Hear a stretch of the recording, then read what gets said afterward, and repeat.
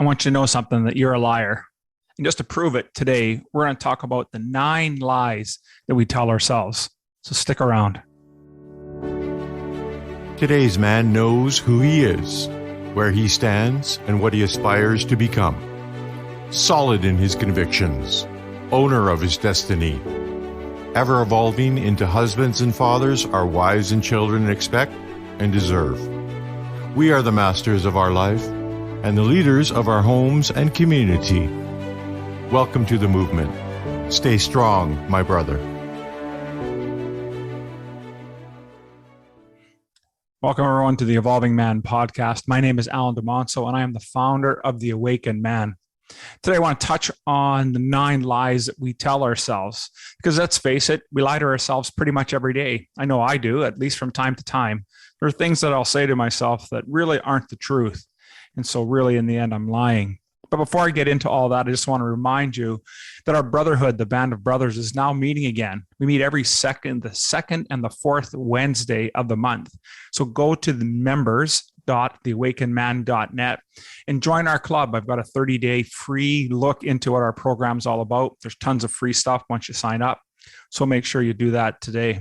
And if you're really looking to elevate yourself to really become the best father, husband, employee, owner, whatever it is that your lot in life is, but you want to raise the level that you show up, then I encourage you to sign up for the Hero's Quest. It's a 90-day one-on-one mentoring program that's guaranteed to lift at least one aspect of your life. So with all that, let's get into today's episode. I want to start off today by asking a couple of questions to you. What lie are you telling yourself the most? Think about that. There must be a lie that you say, you tell yourself every day. And do you actually believe that lie?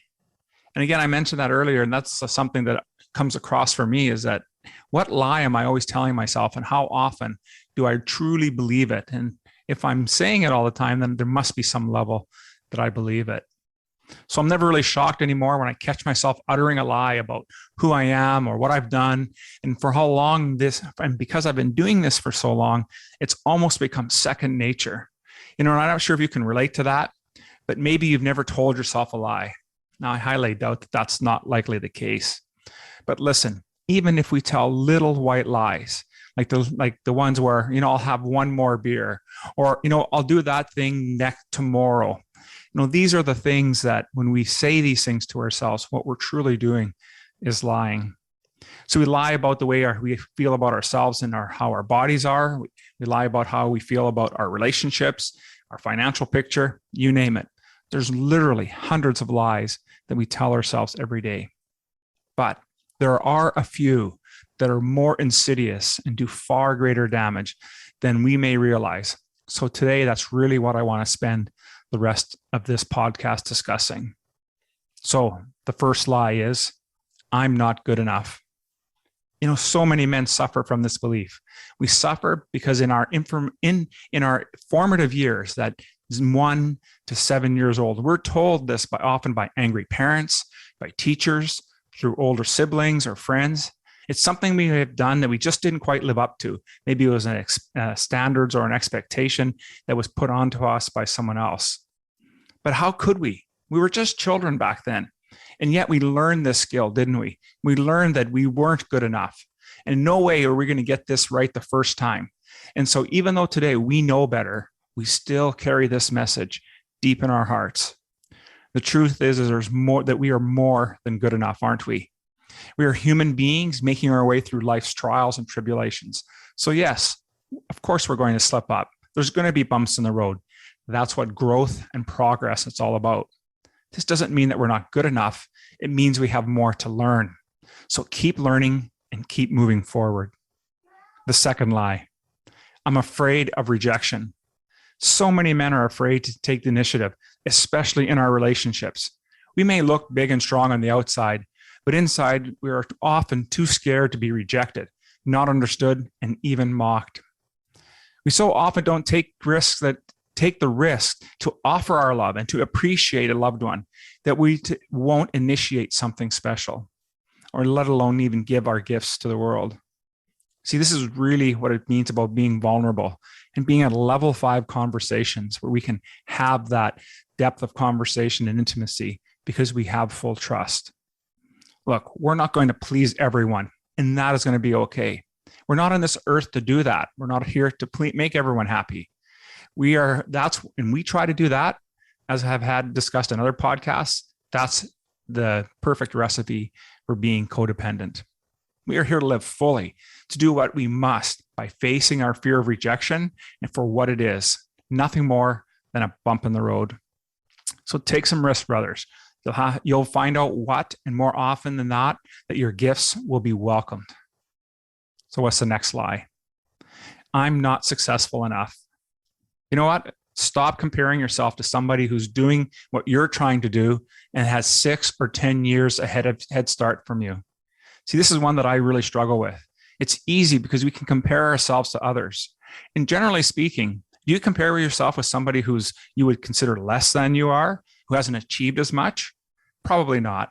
You're probably comparing yourself with someone who's done so much more. It starts off at admiration, and that's okay. We need to have mentors and admire others, but don't measure our success or our value based on what they're doing in the world today, because they do have a head start. Learn from them. What can you learn and grow for yourself in your business, in your life, and in your relationships? See, our real success in life is measured not by how much we do, but how much we have loved and been loved. Next lie. I'm too critical. True, we can be critical of others, right? So on one end of the spectrum, we're comparing ourselves. Now we're really being critical. These are the ones that we feel that don't measure up to us. It becomes very judgmental. We wound our hearts when we continually put forth to bash other people. Sure, kicking ourselves in the butt isn't a bad strategy. It becomes bad, though, when we lambaste and mock ourselves, though, and when we project on other people what our own internal struggles are. It's so easy to do that, isn't it? So let's cut ourselves a little bit of slack here and forgive ourselves for what we've been berating others over. Now, I want you to say to yourself, it's okay, Al. You made a mistake. That is one constructive thing that I can learn from, right? So what is it that I can learn from that? And by the way, Al, everything works out for me, doesn't it? See, it's all about a reframe, really, when we start being very critical of others, what we're really saying is we're critical of ourselves. And I know it seems crazy to talk to yourself like I just did, but let's face it, if you don't end up by addressing this negative talk in your head, it's going to continue to be that insidious piece. It's going to be the destruction of all the dreams that you have. Here's the next lie. I'm not man enough. Now, this is a tough one. Usually when we say this, we mean I'm not strong enough, not decisive enough, but often it also means I'm not sexual enough. So as men, we have often grown up with the illusion that men always need to be strong. The word virile is used, and that has been historically been applied only to men with strength and a strong sex drive. Now, I know several men who, like me, have been through prostate surgery, either due to cancer or BPH, and are alive today because of that treatment, but have mostly lost their sexual function. For most men, sexual virility is the definition of manhood, and I beg to differ. The real definition of manhood is kindness, generosity, and forgiveness. Applying our strength and our masculine force to these and the 10 virtues of men is my definition of virility. Next lie. I'm failing as a father.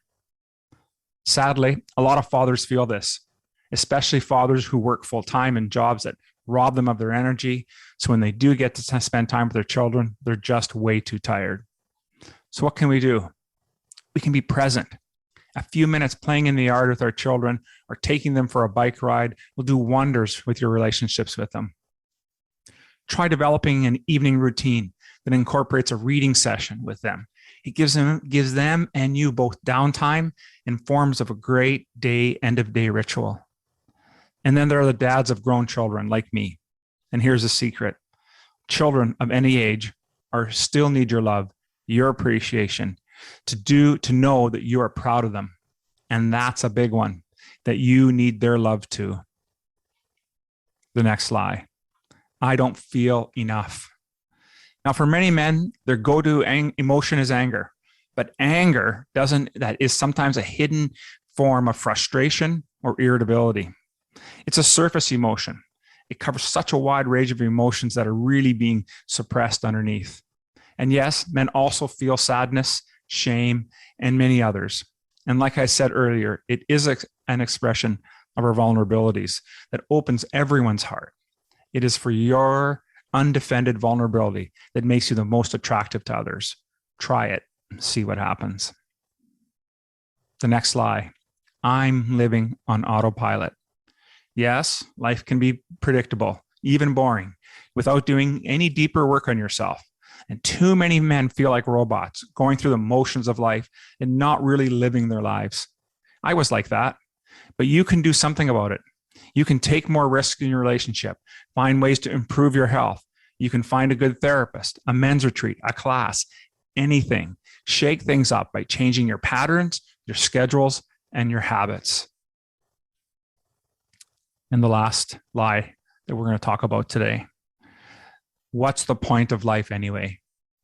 Each of us has a purpose on this earth, a gift to give and love to give and receive. It's worth anything to find out what your unique purpose is on this planet. I invite you to open to a spiritual dimension.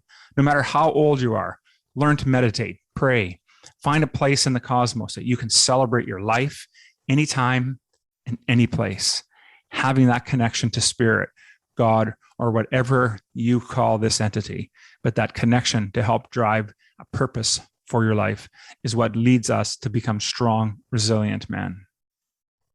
So like I said earlier, there's hundreds of lies that we can tell ourselves. And these, to me, reveal a great deal about how we think about ourselves, how we feel about ourselves, and what we truly believe we are. So if you want to learn more on how to stop sabotaging your life by ending these subconscious patterns that perpetuate these lies, then I recommend you joining the Awakened Man community and start your hero's quest. As I said earlier, it's a 90-day mentoring program providing you with a roadmap, with a one-on-one mentoring and group mastermind with our band of brothers. Members at Flourish here are ready to take responsibility for where they are today, for who they are today, and for who they aspire to become. If that sounds like you, then go to members.theawakenedman.net, and I look forward to seeing you in the brotherhood.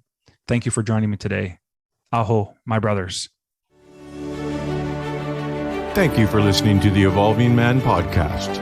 Are you ready to own your destiny? To become more the man you are destined to be? Join the brotherhood that is The Awakened Man at theawakenedman.net and start forging a new destiny today.